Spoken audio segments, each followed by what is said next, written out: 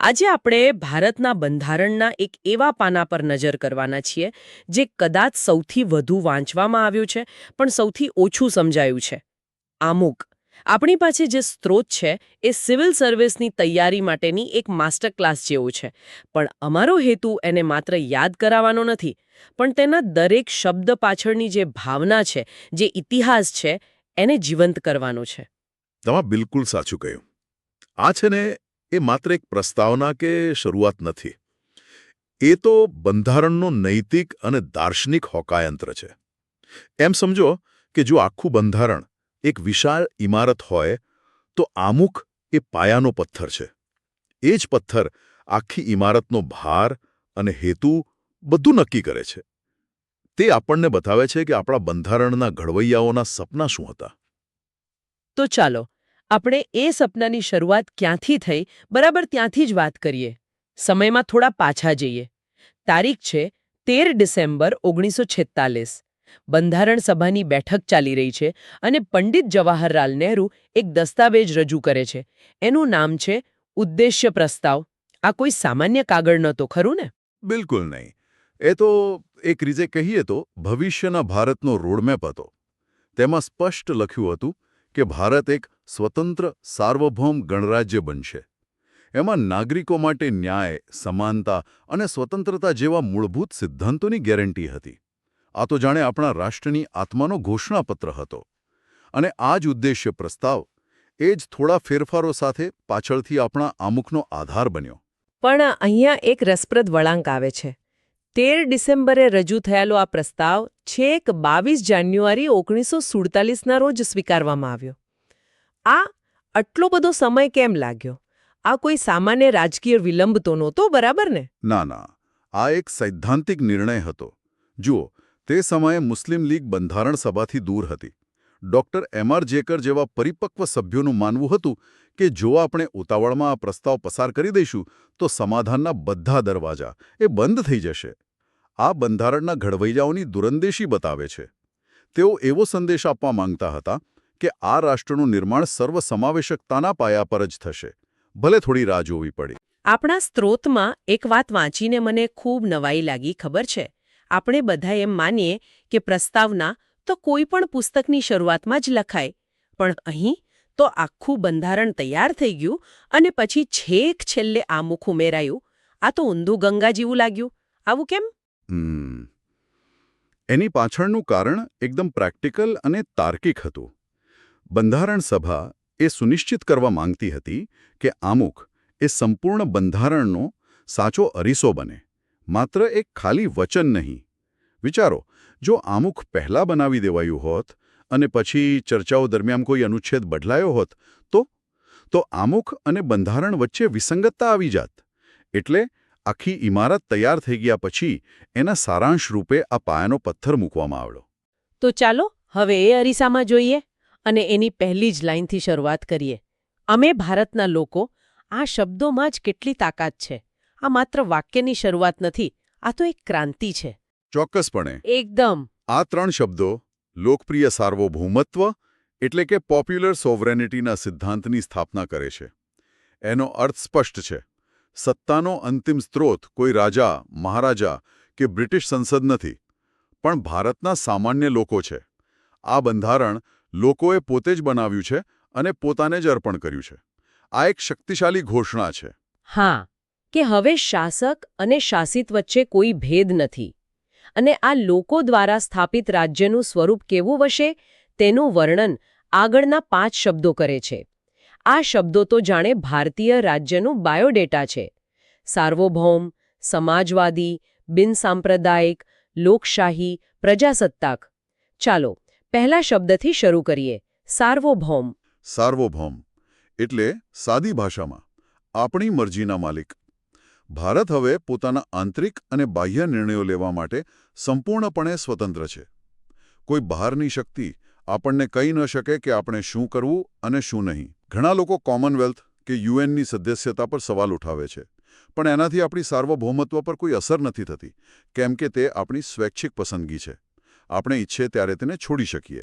હવે જે 2 શબ્દો આવે છે, સમાજવાદી અને બિનસાંપ્રદાયિક, એ તો મૂળ બંધારણમાં હતા જ નહીં. એને 1976માં 42માં સુધારા દ્વારા ઉમેરવામાં આવ્યા. આનાથી ઘણીવાર એવી ગેરસમજ થાય છે કે શું એ પહેલા ભારત આ આદર્શોમાં માનતું જ નહોતું? ના, અને આ ગેરસમજ દૂર કરવી ખૂબ જરૂરી છે. આ બંને આદર્શો બંધારણના ડીએનએમાં પહેલેથી જ હતા. જો રાજ્યનીતિના માર્ગદર્શક સિદ્ધાંતો એટલે કે ડીપીએસપી એમાં સામાજિક અને આર્થિક ન્યાયના ધ્યેયો સ્પષ્ટ હતા. એ જ સમાજવાદનો પાયો છે. અને અનુચ્છેદ 25થી 28માં ધાર્મિક સ્વતંત્રતાના મૂળભૂત અધિકારો એ બિનસાંપ્રદાયિકતાની ગેરંટી આપતા જ હતા. 1976ના સુધારાએ ફક્ત એ સિદ્ધાંતોને સ્પષ્ટપણે આમુખમાં લખીને જાહેર કર્યા, બીજું કંઈ નહીં. અને ભારતીય સમાજવાદ અને બિનસાંપ્રદાયિકતાનો જે ખ્યાલ છે એ પણ થોડો અલગ છે, બરાબર ને? હા, ખૂબ જ. આપણું સમાજવાદ એ રશિયા કે ચીન જેવો રાજ્ય નિયંત્રિત સામ્યવાદ નથી. એ લોકશાહી સમાજવાદ છે, જ્યાં જાહેર અને ખાનગી ક્ષેત્ર બંનેનું સહઅસ્તિત્વ છે. તેવી જ રીતે આપણી બિનસાંપ્રદાયિકતા પશ્ચિમી દેશો જેવી નથી, જ્યાં રાજ્ય અને ધર્મ વચ્ચે એકદમ દિવાલ હોય. આપણે સર્વધર્મ સંભાવના હકારાત્મક સિદ્ધાંતને અનુસરીએ છીએ. રાજ્યનો કોઈ ધર્મ નથી, પણ તે બધા ધર્મોને સમાન આદર અને સમર્થન આપે છે. એસઆર મુંબઈ કેસમાં તો સુપ્રીમ કોર્ટે એને બંધારણનું મૂળભૂત માળખું ગણાવ્યું છે. ઓકે, હવે આગળના બે શબ્દો, લોકશાહી અને પ્રજાસત્તાક. ચાલો, આ બે શબ્દો વચ્ચેનો ભેદ એકદમ સરળ રીતે સમજીએ. ઘણા લોકો આને એક જ માને છે. હા, આ ભેદ સમજવા જેવો છે. ચાલો બ્રિટનનું ઉદાહરણ લઈએ. ત્યાં લોકો વોટ આપીને સરકાર છૂટે છે. હા, તો એ લોકશાહી થઈ. પણ દેશના સર્વોચ્ચ વડા એટલે કે રાજા કે રાણી એ ચૂંટણીથી આવે છે? ના, એ તો વારસાગત છે. એટલે એ પ્રજાસત્તાક નથી. હવે ભારતને જુડો. અહીં વડાપ્રધાન પણ ચૂંટાય છે અને રાષ્ટ્રપતિ પણ, ભલે પરોક્ષ રીતે, પણ ચૂંટાય છે. આપણા રાજ્યના વડા વંશ પરંપરાગત નથી, એટલે આપણે લોકશાહી પણ છીએ અને પ્રજાસત્તાક પણ. આ ખુલાસો ખરેખર મહત્વનો છે. એ બતાવે છે કે આપણા ઘડવૈયાઓએ માત્ર લોકોના મતનું જ નહીં, પણ સર્વોચ્ચ પદ પર કોઈ એક પરિવારનો અધિકાર ન રહે એનું પણ ધ્યાન રાખ્યું હતું. તો આપણે રાજ્યનું સ્વરૂપ તો જોયું, પણ આ રાજ્ય તેના નાગરિકોને શું વચન આપે છે? એનો જવાબ આમુખના 4 મહાન ઉદ્દેશોમાં છે: ન્યાય, સ્વતંત્રતા, સમાનતા અને બંધુતા. બરાબર. પહેલું છે ન્યાય. અને એ પણ 3 પ્રકારના: સામાજિક, આર્થિક અને રાજકીય.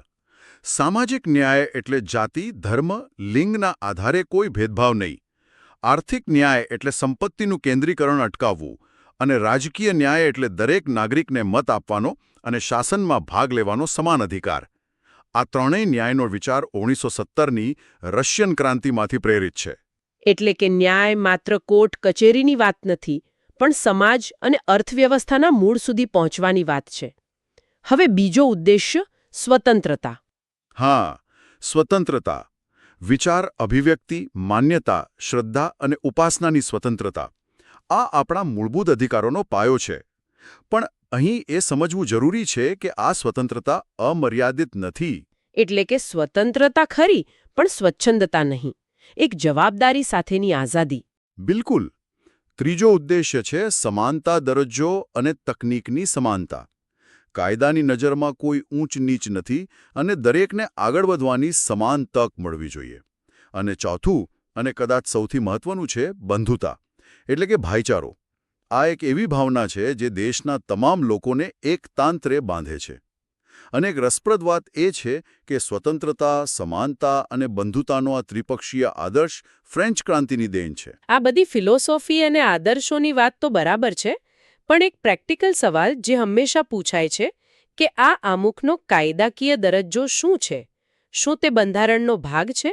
શું સરકાર તેને બદલી શકે?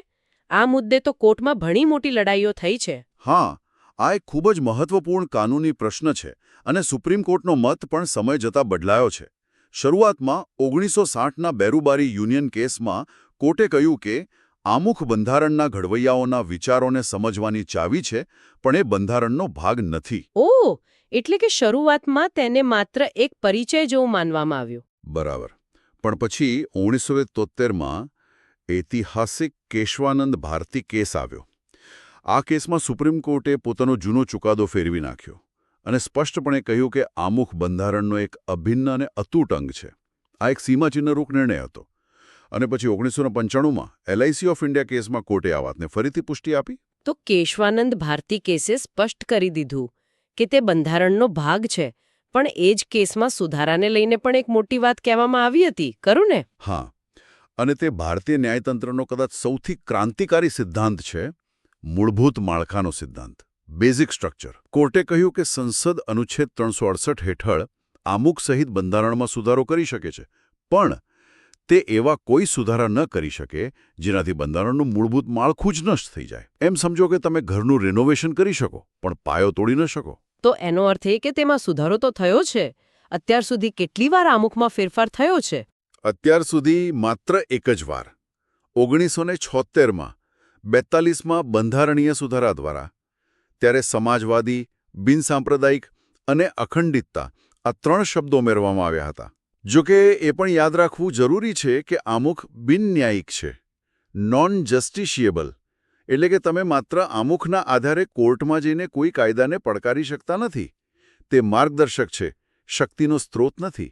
કાયદા અને ફિલોસોફીની ગંભીર વાતોમાંથી થોડા બહાર આવીએ તો બંધારણની જે મૂળ નકલ છે એ પોતે એક કલાકૃતિ છે. આપણા સ્ત્રોતોમાં તેની પાછળના કલાકારો વિશે કેટલીક અદ્ભુત વાતો છે. હા, એ જાણવું ખૂબ જ રસપ્રદ છે. બંધારણની મૂળ નકલ છાપવામાં આવી નથી, તેને હાથથી લખવામાં આવી છે, એ પણ સુંદર ઇટાલિક શૈલીમાં. અને આ અદ્ભુત સુલેખન કરનાર કલાકાર હતા પ્રેમ બિહારી નારાયણ રાયઝાદા. કહેવાય છે કે જ્યારે જવાહરલાલ નહેરુએ તેમને આ કામ માટે મહેનતાણું પૂછ્યું ત્યારે તેમણે એક પણ રૂપિયો લેવાની ના પાડી દીધી. એમની બસ એક જ શરત હતી કે બંધારણના દરેક પાના પર તે પોતાનું નામ પ્રેમ લખશે અને છેલ્લા પાના પર પોતાના દાદાજીનું નામ પણ ઉમેરશે. અને આ લખાણને જે ચિત્રોથી શણગારવામાં આવ્યું છે તે શાંતિનિકેતનના કલાકારો દ્વારા થયું હતું, જેનું નેતૃત્વ મહાન કલાકાર નંદલાલ બોઝે કર્યું હતું. દરેક ભાગની શરૂઆતમાં રામાયણ, મહાભારત, બુદ્ધ, મહાવીરથી લઈને અકબર, શિવાજી અને ગાંધીજી સુધીના ભારતીય ઇતિહાસના દ્રશ્યો છે.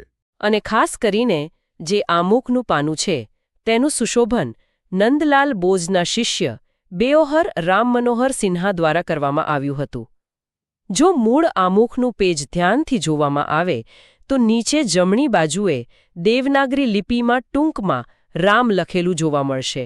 એ એમની સહી છે. આટલા મહાન દસ્તાવેજ વિશે ઘણા મહાન લોકોએ ખૂબ જ સુંદર અવતરણો આપ્યા છે. જેમ કે પ્રખ્યાત કાયદાવેદ N.A. પાલખીવાલાએ આમુખને બંધારણનું ઓળખપત્ર કહ્યું હતું, આઇડેન્ટિટી કાર્ડ. અને બંધારણ સભાના સભ્ય અને આપણા ગુજરાતી સાહિત્યકાર કનૈયાલાલ માણેકલાલ મુનશીએ તેને આપણા સાર્વભૌમ લોકતાંત્રિક ગણરાજ્યની જન્મકુંડળી એટલે કે હોરોસ્કોપ કહી હતી. ઠાકુરદાસ ભાર્ગવે તેને બંધારણનો આત્મા કહ્યો હતો. પણ અહીં એક મહત્વની સ્પષ્ટતા કરવી જરૂરી છે. જ્યારે પૂછવામાં આવે કે ડૉક્ટર બાબાસાહેબ આંબેડકરે કોને બંધારણનો આત્મા કયો હતો, તો જવાબ આમુખ નથી. તેમણે અનુચ્છેદ 32 એટલે કે બંધારણીય ઉપચારોના અધિકારને બંધારણનો આત્મા અને હૃદય કહ્યો હતો. એટલે સંદર્ભ જાણવો ખૂબ જરૂરી છે. ખૂબ સરસ. આજે આપણે આમુખના લગભગ દરેક પાસાને જોયો. એ માત્ર શબ્દોનો સંગ્રહ નથી, પણ એક જીવંત દસ્તાવેજ છે જે આપણને યાદ અપાવે છે કે આપણે એક રાષ્ટ્ર તરીકે ક્યાંથી આવ્યા છીએ અને ક્યાં જવા માંગીએ છીએ. એક માર્ગદર્શક દીવાદાંડી છે. બિલકુલ. અને તેની વ્યવહારિક અગત્યતા આજે પણ એટલી જ છે. જ્યારે પણ સુપ્રીમ કોર્ટને બંધારણના કોઈ અનુચ્છેદના અર્થઘટનમાં મૂંઝવણ થાય છે, ત્યારે તે માર્ગદર્શન માટે આમુખ તરફ જ જુએ છે. તે બંધારણના નિર્માતાઓના ઉદ્દેશ્યને સ્પષ્ટ